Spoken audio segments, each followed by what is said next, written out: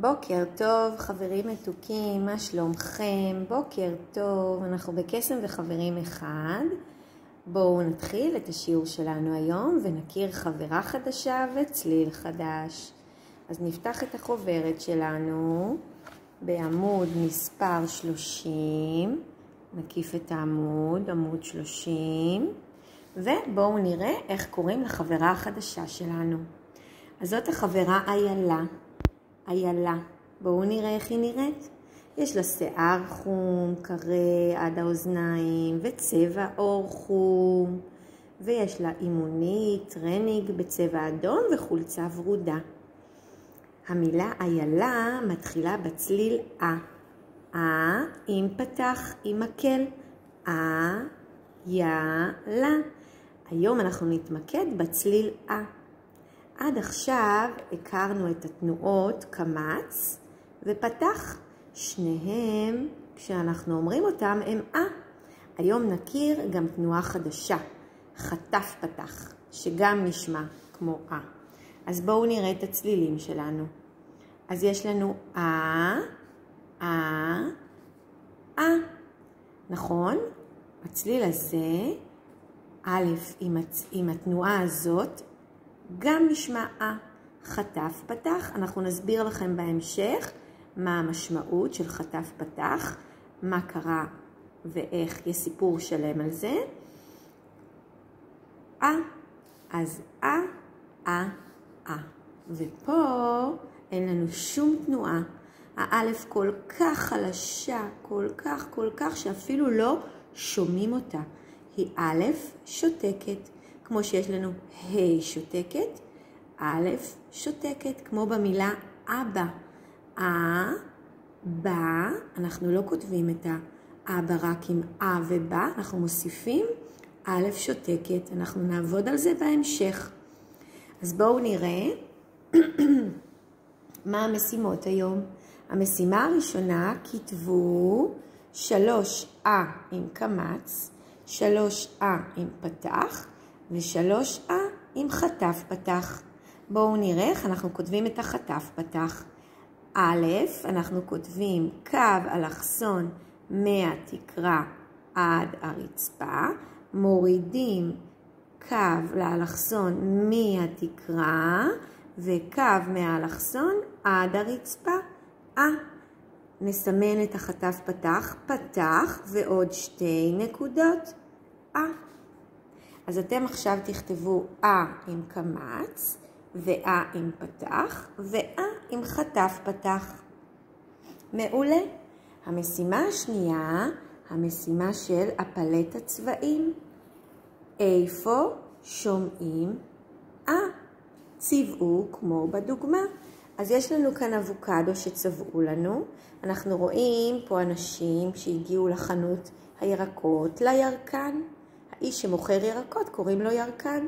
בואו נראה איפה שומעים באילו תמונות, באילו דברים, פריטים. יכולה להיות הצליל יכול להיות בהתחלה או באמצע.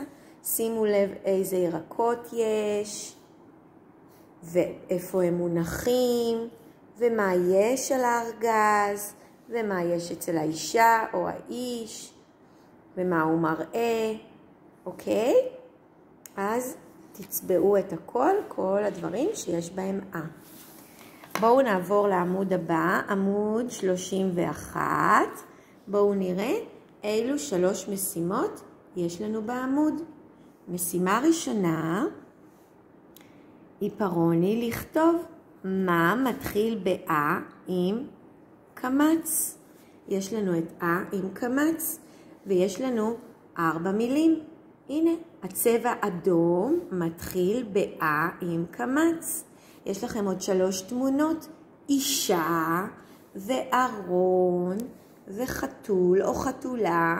מה מהם מתחיל רואים את הסימן בהתחלה?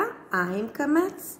ועיפרוני שני אומר לנו מי מבין התמונות מתחילה עם פתח. עם פתח. יש לנו תפוז וארמון ואופניים ואריה. איך אפשר לדעת מתי זה עם קמץ ומתי זה עם פתח? רק לפי מה שכתוב. אוקיי? אז בואו תחשבו איזה מבין 4 המילים מתחילה ב-א. ותכתבו עם פתח. ומשימה האחרונה בעמוד הזה, גם מפרוני לכתוב בשורה, באיזו מילה שומעים עם קמץ, אבל שימו לב, באמצע השורה, באמצע המילה, לטאה וכלב וציפור ומראה. ויש לנו כאן ציור, את קסם שלנו, שנמצאת, איפה היא נמצאת? מה אתם מזהים? מי זאת האישה הזו? נכון, או רופאה או אחות. אז קסם הגיע לרופאה ולאחות, ומה האחות מבקשת מקסם? לפתוח את הפה ולהגיד נכון. ויש לנו כאן את החוק שלנו. יש לה כוח בסוף מילה, מיד חבר, היא שותקת. אז קסם באה, כנראה כואבת לה הגרון, או היא לא מרגישה טוב, והאחות או הרופאה בודקת לה את הגרון ומבקשת ממנה לפתוח את הפה ולהגיד מעולה. נעבור למשימה הבאה שלנו. בעמוד 32, יש לנו משימת כתיבה. אנחנו עכשיו נכיר 2 מילים חדשות, המילה בא והמילה באה.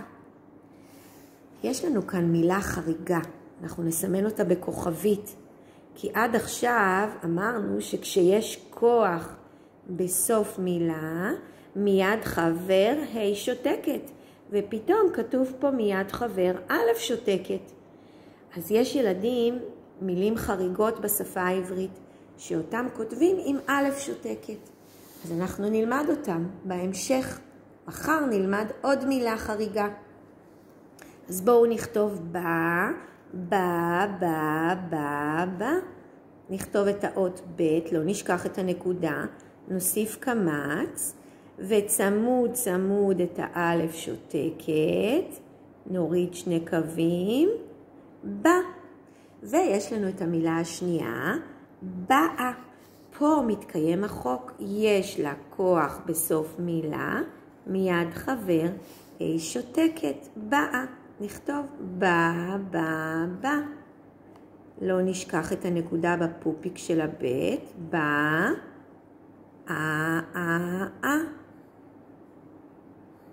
באה. עם קמץ, יש לה כוח בסוף מילה, מיד חבר, היא שותקת.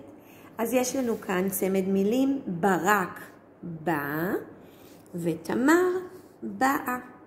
לזכר אומרים בא ונקבה אומרים באה. וזה מעביר אותנו למשימה הבאה. מי בא ומי באה. כתבו כמו בדוגמה. אז יש לנו כאן את אמא ואיילה ואבא ותמר, ופתאום הם הוסיפו לנו את החבר שחר שנפגוש אותו בהמשך, וברק.